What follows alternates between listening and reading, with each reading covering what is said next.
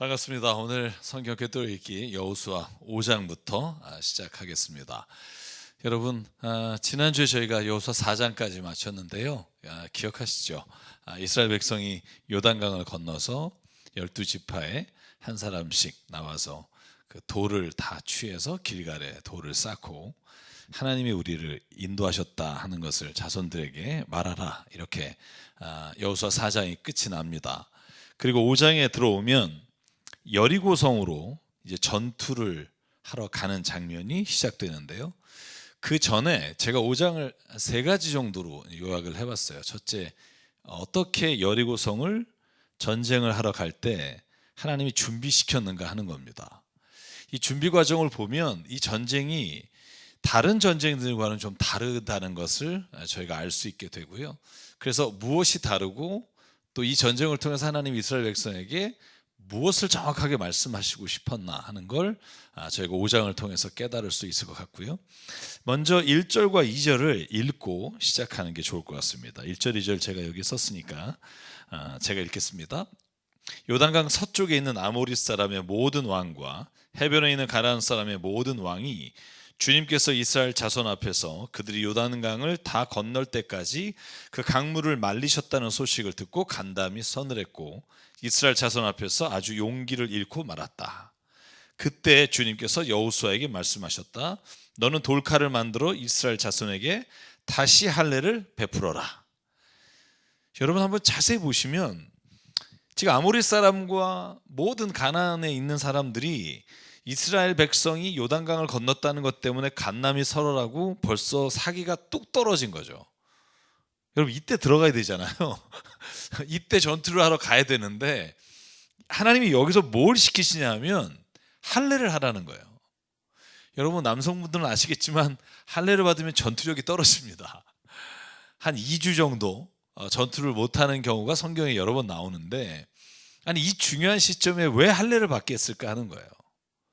그리고 다른 4절부터 7절까지 본문을 보면 할례를 함으로 인해서 이스라엘 백성이 광야 40년 동안 한 번도 할례를 하지 않았다는 것을 알 수 있습니다. 그러니까 쉽게 말하면 광야에서 있는 40년 동안 이스라엘 백성은 하나님의 자녀, 하나님의 백성인 것을 확인하는 할례를 한 번도 하지 않았다는 거죠.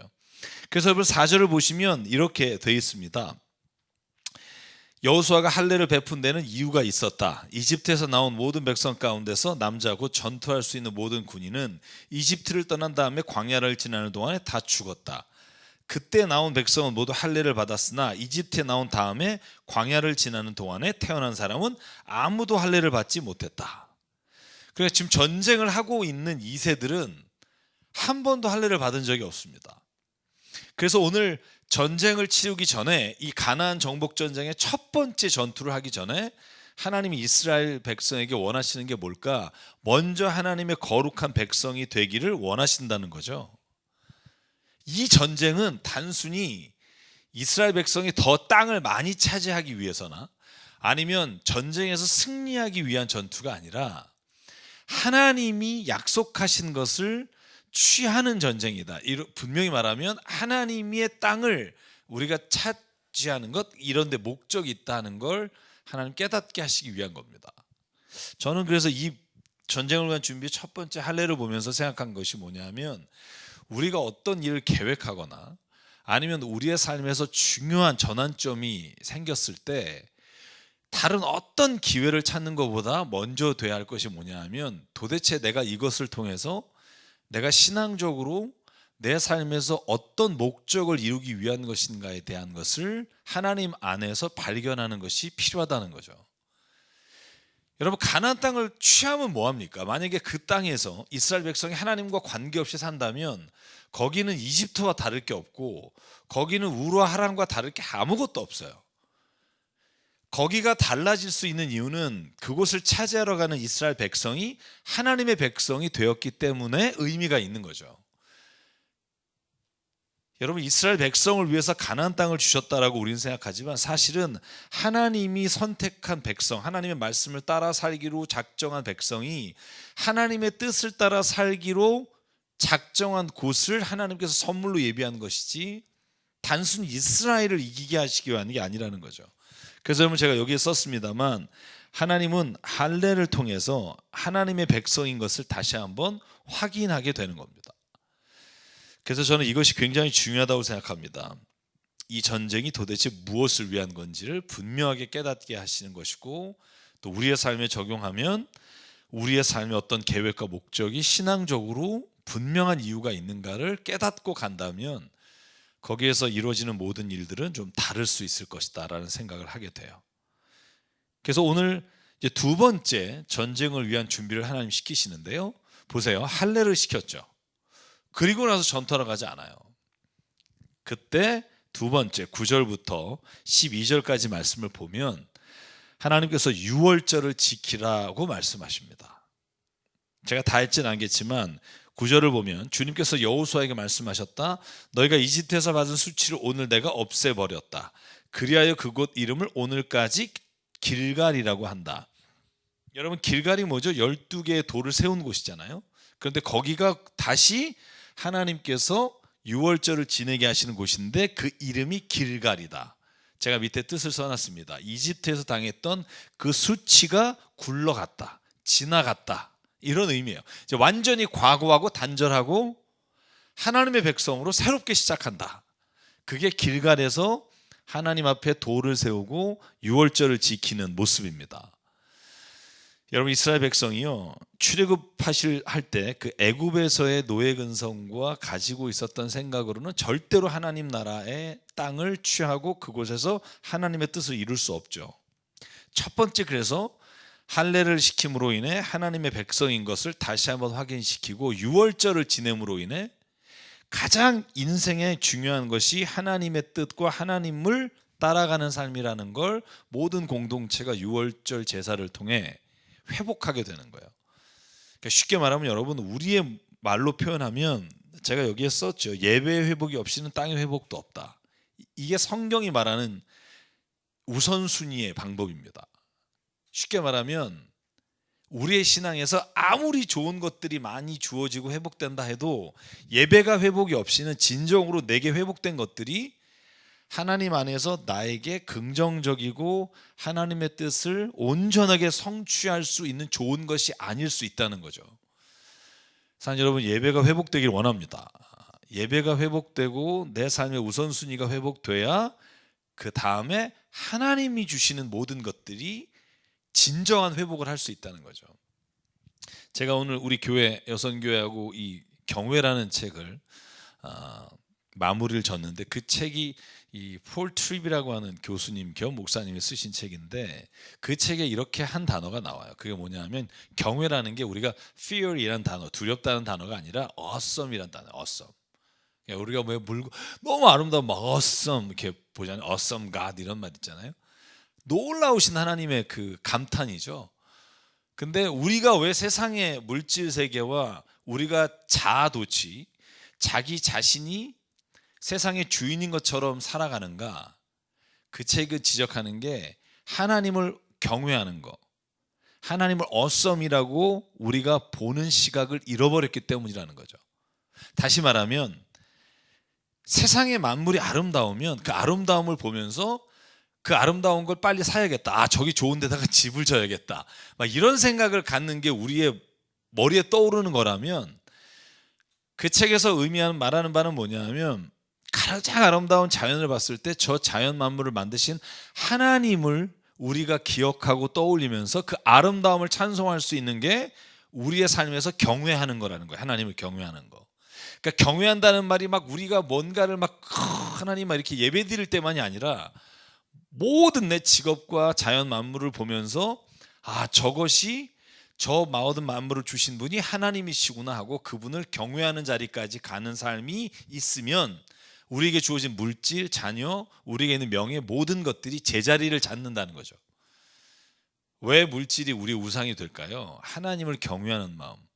하나님께 이 모든 것이 영광을 돌려야 하고 하나님께서 이 주신 모든 것들이 우리에게 하나님을 기억하게 한다는 것을 잊어버릴 때 우리가 본질적으로 하나님을 경외하지 않고 다른 우리에게 주어진 땅의 것들을 경외한다는 거예요.